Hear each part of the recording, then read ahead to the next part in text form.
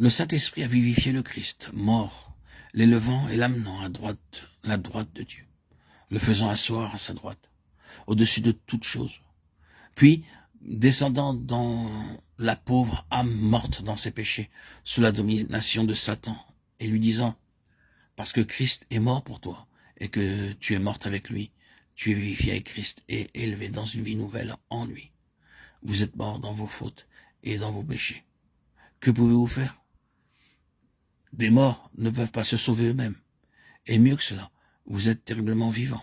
Il y a un esprit qui agit en vous. C'est l'esprit du prince de l'autorité de l'air.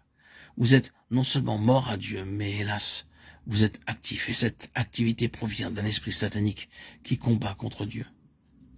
Le mal ne serait pas si grand si vous étiez seulement mort.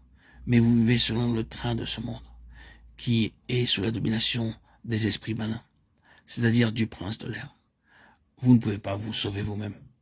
C'est alors que le Saint-Esprit vient à vous et vous révèle que Christ est mort pour vous, qu'il a pris votre place sur la croix, afin que par sa mort, il détruisit l'empire de la mort sur vous.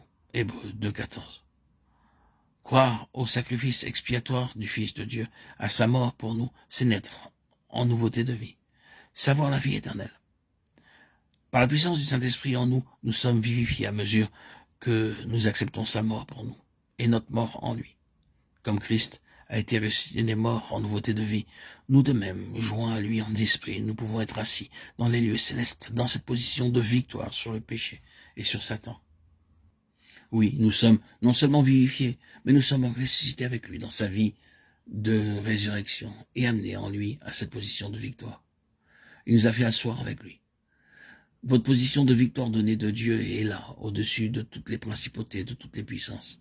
Vous devez vivre dans l'air pur, au-dessus des puissances des ténèbres, et non dans les brouillards et les ténèbres du train de ce monde. Tel est le tableau fait par Paul aux Éphésiens dans les 2 premiers chapitres de cet épître. C'est plus qu'un tableau, c'est une réalité. L'Esprit de Dieu est en train d'amener l'Église à le reconnaître. Vous pensez que l'Église a l'air bien morte, c'est vrai, mais pourtant certains enfants de Dieu reconnaissent cette vérité. Tout enfant de Dieu qui, par la foi, veut se frayer un chemin à travers le domaine de l'ennemi pour atteindre cette position de victoire dans la lumière si pure d'en haut, fraye ainsi le chemin pour les autres qui veulent le suivre. Vous dites que vous ne réalisez pas cette position, mais c'est tout d'abord une position de foi. Si vous voulez la saisir et y croire, le Saint-Esprit vous apprendra comment demeurer dans cette position jusqu'à ce que cet acte de foi devienne une réalité dans votre vie.